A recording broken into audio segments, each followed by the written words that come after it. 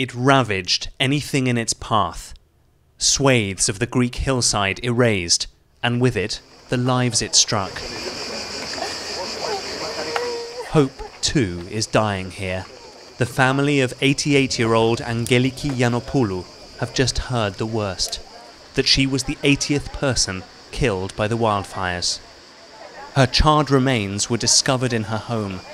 For her son Nikos, a mix of shock and rage. Fortunately, I didn't find her by myself because I couldn't face the view. The body is totally burned. When the pain will calm down, I will prosecute to all levels everybody that is responsible for this catastrophe. I will not stop until I will die.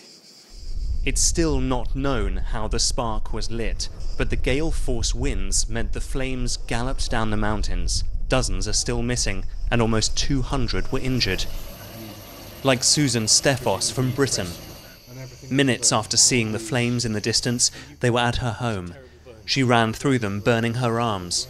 It's hard to find words for such a tragedy. When I was in the house and the fire was going over, I thought, I'm not going to make it. This is the end. But prayers were answered, and I managed. Brian O'Callaghan Westrop from Ireland didn't make it.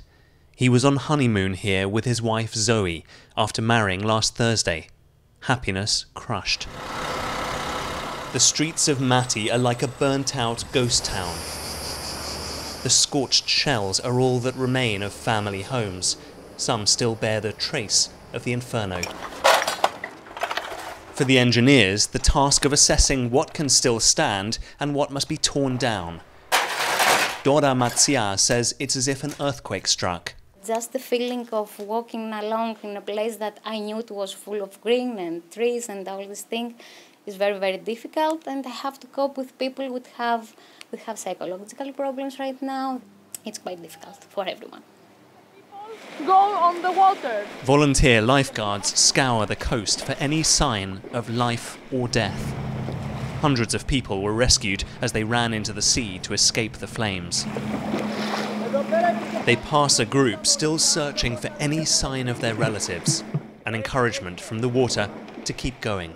The hope of finding any more survivors has virtually gone, so the aim now is to look for belongings and bodies. For some, the sea marked their salvation from the flames. For others, it was the end. The memories of that night lie buried here and in the remains of a part of Greece scarred forever. Mark Lowen, BBC News, Mati.